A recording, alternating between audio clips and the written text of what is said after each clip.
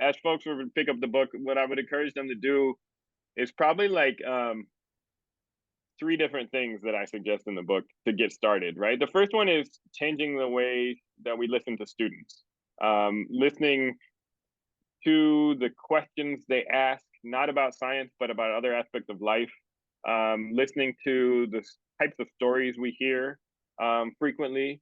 Um, so listening to students differently and sort of reflecting on journaling about keeping track of some of what you're hearing from students with the expectation that somewhere along the line you're going to find the connection back to the curriculum, right? It's not going to come right away, so that's a little bit of a slow, just listening and learning process, right? And then the second thing that's connected to me is reading in the realm of science, technology, and society literature, right? There are so many wonderful books out nowadays that analyze the complex interactions between culture and politics and science and technology.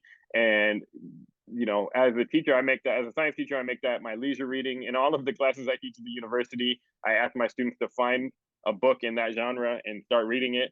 And I think science teachers need to be reading heavily in that genre.